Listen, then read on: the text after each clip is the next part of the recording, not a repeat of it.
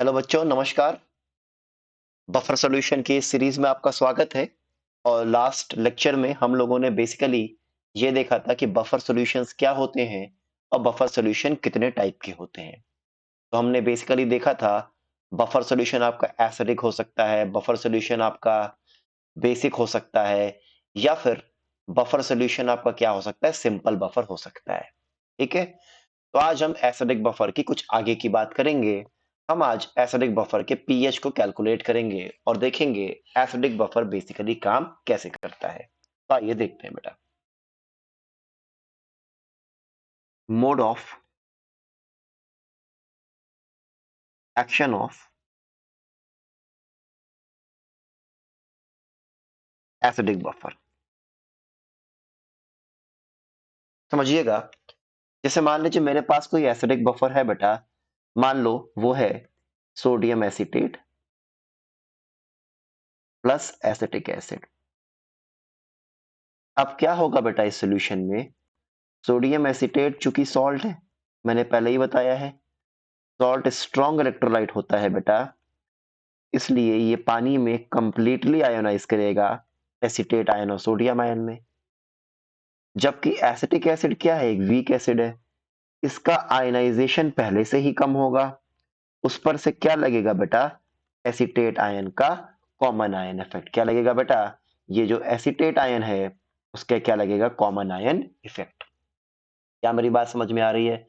अब चूंकि sodium acetate तो पूरा ब्रेक कर जाएगा, इसलिए सॉल्यूशन में ये एसीटेट आयन और Na+ के फॉर्म में होगा।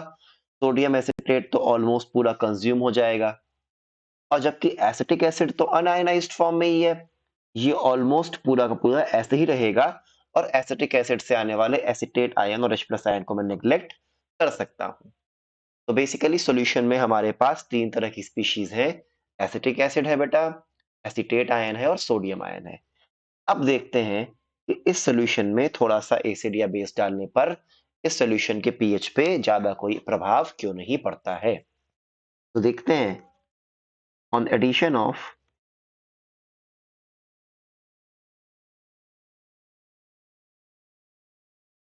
फ्यू ड्रॉप्स ऑफ एसिड,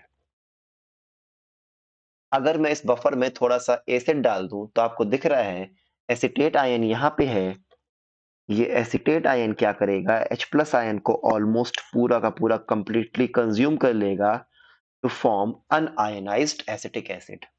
पिछले लेक्चर आपने अगर देखा हो तो मैंने बताया था कि इस रिएक्शन का जो K होता है, इस रिएक्शन का जो इक्विलिब्रियम कांस्टेंट होता है, वेरी हाई होता है 10⁵ के रेंज में।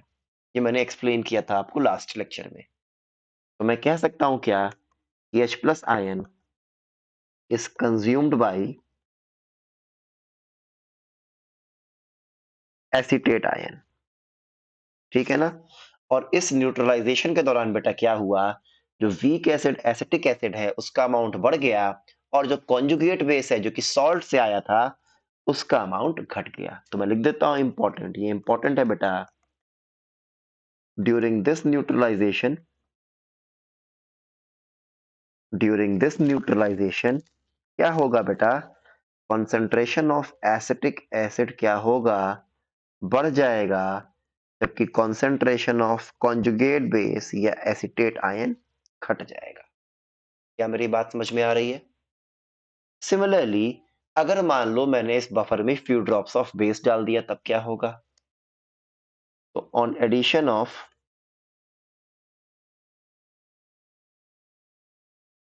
Few drops of base, OH-, तो बेस को कौन कंज्यूम करेगा बेटा? बेस को कंज्यूम करेगा एसिटिक एसिड, क्योंकि एसिड और बेस की reaction always spontaneous and it proceeds almost to completion.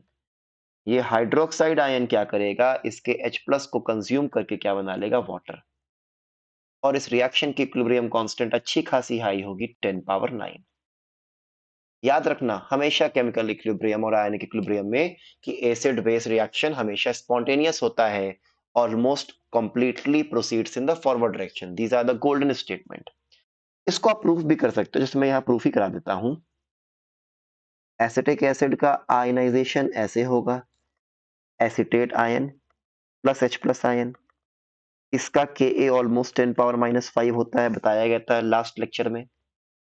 और अगर आप H plus plus OH minus लिखो टू फॉर्म वाटर, ये 1/Kw हो जाएगा, ये रिएक्शन 10 पावर 14 आ जाएगा। इन दोनों को अगर मैं ऐड कर दूं तो क्या मुझे बेटा इन दोनों को ऐड करने पे ये रिएक्शन मिलेगी कि नहीं, बताइए।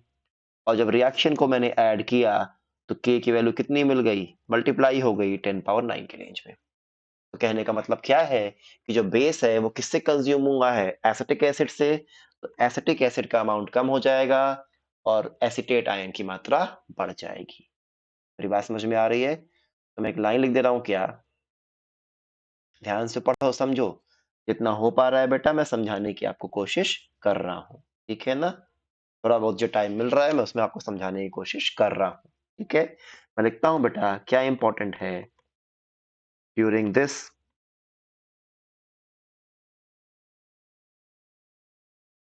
Neutralisation comma concentration of acetate ion increases है ना बेटा, and concentration of acetic acid decreases, very very important, ठीक है। ये बात आपको समझनी पड़ेगी, ठीक है। चलिए अब हम इस सॉल्यूशन का पीएच निकालते हैं।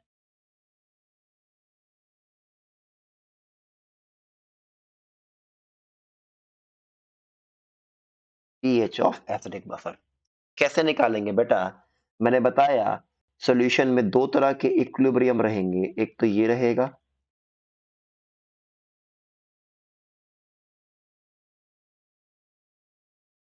और एक एसिटिक एसिड का इक्विलिब्रियम रहेगा।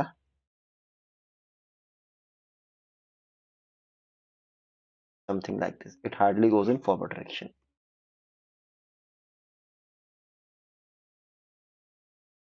मान लो इनिशियल कंसेंट्रेशन ऑफ सॉल्ट जो था वो S मान लो और इनिशियल कंसेंट्रेशन ऑफ एसिड मान लो A। तो सॉल्ट तो चूंकि स्ट्रांग है तो ये ऑलमोस्ट कंप्लीटली आयनाइज हो जाएगा, ये बन जाएगा S और ये बन जाएगा S। अच्छा मैं लिख दे रहा हूं, let the initial concentration of salt and acid be S and A respectively। ठीक है बेटा। अच्छा एसिटिक एसिड चूंकि वीक है और ऊपर से कॉमन एन इफेक्ट, तो ये हल्का सा ही आयनाइज होगा। ए में से अगर x गया तो ये हो गया x और ये हो गया x। तो एसिटेट आयन का कॉमन कंसेंट्रेशन क्या हो जाएगा, जोड़ दो s plus x S plus x, ठीक है। Type of simultaneous equilibrium. अब यहां पर भी हमें कुछ अप्रोक्सीमेशंस लेने पड़ेंगे। क्या अप्रोक्सीमेशन है, और जब हम क्वेश्चंस करते हैं तो ये अप्रोक्सीमेशंस बाय डिफॉल्ट एप्लीकेबल रहते हैं, ठीक है बेटा। क्या मेरी बात समझ में आ रही है? पहला approximation, for the weak acid under root of Ka by A, मतलब वीक एसिड का root Ka by initial concentration जो कि डिग्री ऑफ डिसोसिएशन होता है, इसकी वैल्यू क्या है, 0.1 से कम है। क्या मेरी बात समझ में आ रही है? 0.1 से 0.1 नहीं, आई एम सॉरी, मैं कितना लिख सकता हूं इसको, Ka by A alpha is equal to under root Ka by C। तो ये हो जाएगा आपका, हाँ ठीक है, आप लिख सकते हो कि ये 0.1 से कम है, मतलब 10% से कम है। तो इस केस में मैं क्या मान सकता हूं कि एसिड बहुत ही कम आयनाइज किया है। इस केस में A minus X can be assume to be कितना, ऑलमोस्ट इक्वल टू A। ये बात समझ में आ रही है, ठीक है ना। अच्छा दूसरा अप्रोक्सीमेशन क्या होता है बेटा, दूसरा अप्रोक्सीमेशन ये होता है कि initial concentration of weak acid and its salt are high, are considerably high and comparable। क्या कह रहा है बेटा, जो इनिशियल कॉन्सेंट्रेशन था एसिड का A और सॉल्ट का S, वो दोनों हाई है और आपस में कंपैरेबल है। और अगर दोनों हाई और आपस में कंपैरेबल है, तो अगर ए के आगे आप एक्स को नेग्लेक्ट कर रहे हो, तो जाहिर सी बात है एस के आगे भी एक्स क्या हो जाएगा, नेग्लेक्ट हो जाएगा। क्या मेरी बात समझ में आ रही है? अच्छा, इस लेक्चर को पढ़ने के लिए बफर सॉल्यूशन को लेक्चर को पढ़ने के लिए आपको आयनिक में कई सारी चीजें आनी आवश्यक होंगी। क्या मेरी बात समझ में आ रही है बेटा आपको? ठीक है, तो बस अब आइए, अब हम क्या लिखेंगे, चूंकि ये वीक एसिड है तो इसका के ए लिख लो। ठीक है, तो हम क्या लिखेंगे, जरा लिखो तो। K A is equal to क्या, acetate ion into H plus upon acetic acid, और H plus is equal to क्या हो जाएगा, K A into acetic acid का कॉन्सेंट्रेशन अपॉन एसिटेट आयन। जरा देखो तो बेटा, जो आपके एसिटिक एसिड का कॉन्सेंट्रेशन था तो A माइनस एक्स वो ऑलमोस्ट A रहा, और एसिटेट आयन का concentration S plus x almost S रहा। ठीक है ना? तो एसिटिक एसिड जितना लिया था ऑलमोस्ट उतना ही रहा जितना शुरू में लिया था, और सॉल्ट का एसिटेट आयन भी ऑलमोस्ट उतना ही लिया जितना शुरू में था। ठीक है, तो this can be written as K A by pH निकालने के लिए आप क्या करोगे, नेगेटिव लॉग लोगे, तो negative log H plus is equal to minus log K A minus log A by S. अब आप ये बात समझते होगे कि P H is equal to P K A plus log S by A. लेकिन यहाँ पे आपको ये बात, अच्छा इस इक्वेशन को हम लोग क्या बोलते हैं बेटा, हेंडरसन्स इक्वेशन।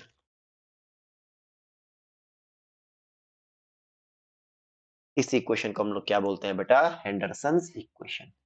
हालांकि आपको एक बात यहाँ पे समझनी होगी कि ये initial concentration of salt S लिखा है, initial concentration of acid A लिखा है।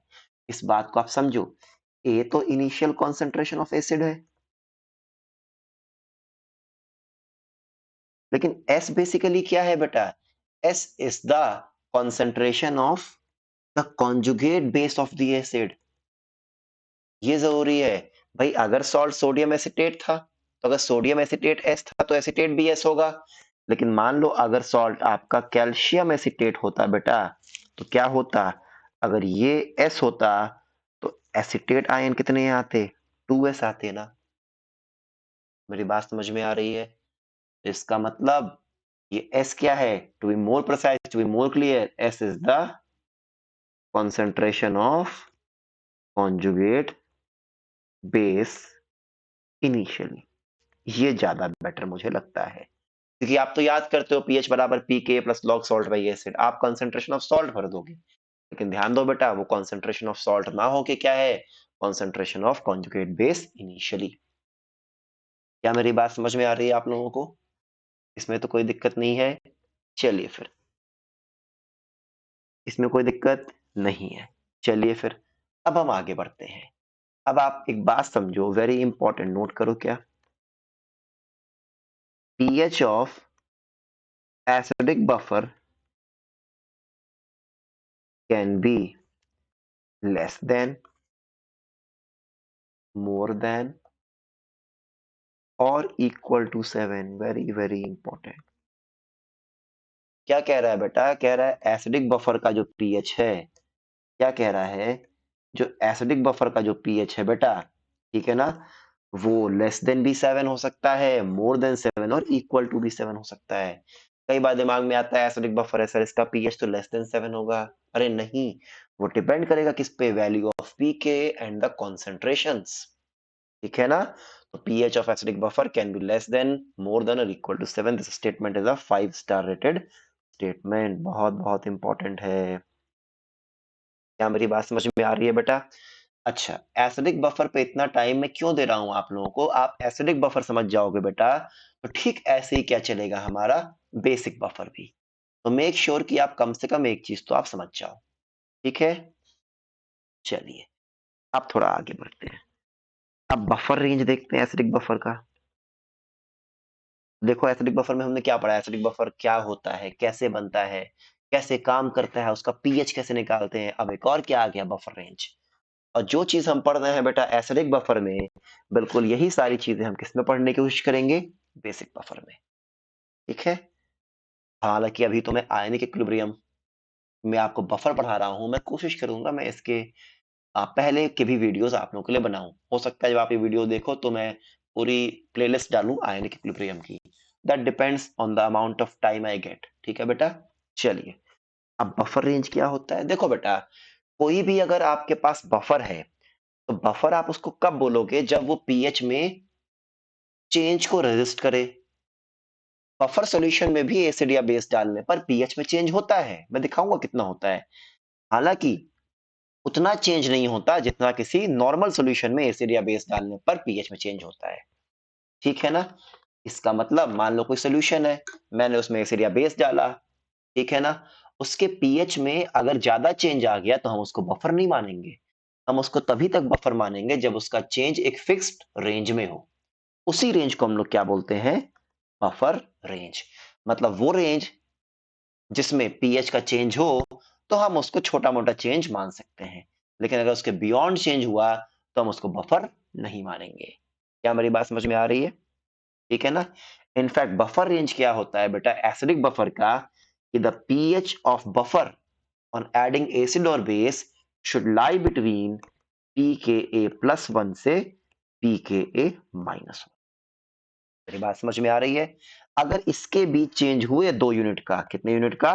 2 यूनिट का, तभी हम उसको बफर मानेंगे, अदरवाइज हम उसको बफर नहीं मानेंगे। अभी न्यूमेरिकल्स करेंगे तो और भी क्लियर होगा। ठीक है ना? Don't worry. और मुझे पता है आप लोग वरी करते भी नहीं हो। ठीक है, चलिए।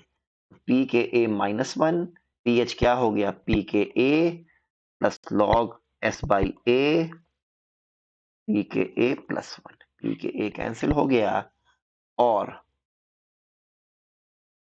ठीक है, -1 लॉग एस बाई ए 1।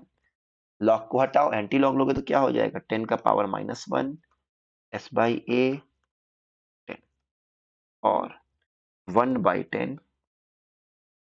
ठीक है ना? इसका मतलब acidic solution, acidic buffer, sorry, acidic buffer, buffer का काम कब तक करता रहेगा? जब तक उसके S by A conjugate base और एसिड के कॉन्सेंट्रेशन का रेशियो 10 से लेके 1/10 के बीच में लाई करेगा, तभी तक। उसके बियॉन्ड अगर चेंज हो गया ये कॉन्सेंट्रेशन का रेशियो एसिड या बेस डालने पर, तब हम इसको प्रॉपर बफर नहीं कहेंगे। क्या मेरी बात समझ में आ रही है आप लोगों को? इसमें कोई दिक्कत तो नहीं है? बताइए, देख लो, समझ लो इसको। ठीक है, चलिए। जैसे मैं आपको एक क्वेश्चन देता हूं, ठीक है? देखो, मान लो सवाल आपको ये दिया है, 100 ml of 0.1 molar MaOH solution is mixed in a container containing 200 ml of 0.2 molar HA, a weak acid. Find pH of solution. Given क्या है? Ka of Ha दिया है 10 पावर -6। तो याद रखना बेटा, acid base equilibrium, acid base reaction is always spontaneous, it is favoured in the forward direction.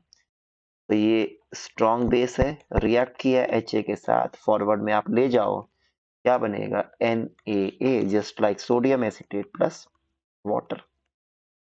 ये 100 ml 0.1 molar, 100 into 0.1 10 मिली मोल हो गया बेटा। ये 200 इंटू 0.2 40 मिली मोल हो गया। ये टाइम t बराबर 0 पर इक्विलिब्रियम पर क्या हो जाएगा? ये खत्म, ये 30, ये 10। ठीक है ना? इतने तो मिली मोल हुए। ठीक है, और अगर मैं कॉन्सेंट्रेशन निकालूं तो क्या हो जाएगा बेटा? HA 30 बाई कितना वॉल्यूम? 300, और ये 10/300। सोल्यूशन में क्या बचा? Weak acid and salt of weak acid is strong base. तो क्या बन गया बेटा?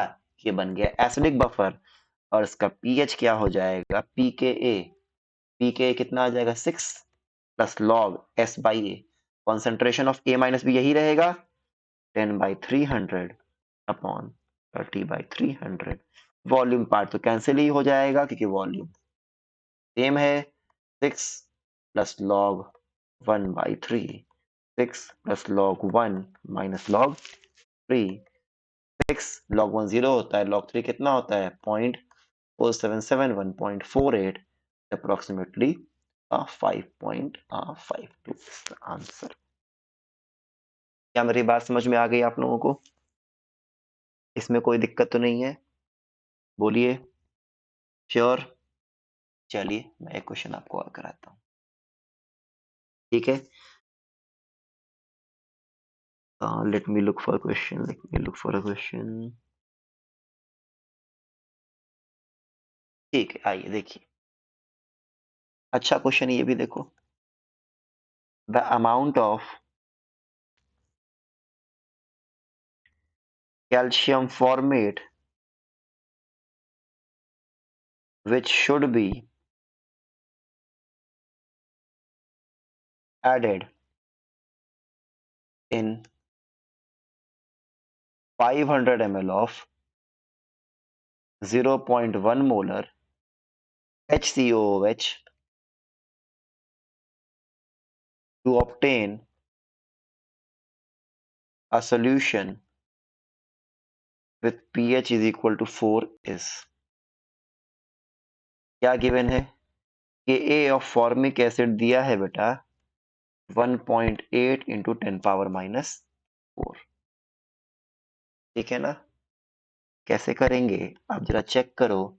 ये क्या है? कैल्शियम फॉर्मेट और एस और फॉर्मिक एसिड, ठीक है ना? वीक एसिड और उसका सॉल्ट। तो ये जाहिर सी बात है, ये क्या है आपका? ये आपका है बेटा एसिडिक बफर, ठीक है ना? अब कह रहा है कितना कैल्शियम फॉर्मेट में ऐड करूं 500 ml of 0.1 molar formic acid में such that pH of solution 4 आ जाए। ठीक है, तो हम कैसे करेंगे जरा आप देखिए तो। पीएच बराबर pKa plus log salt concentration of HCOO minus upon concentration of HCOH। ठीक है बेटा, तो क्या किया जाए? pKa कितना आ जाएगा? जब आप इसका pKa निकालोगे क्या आ जाएगा?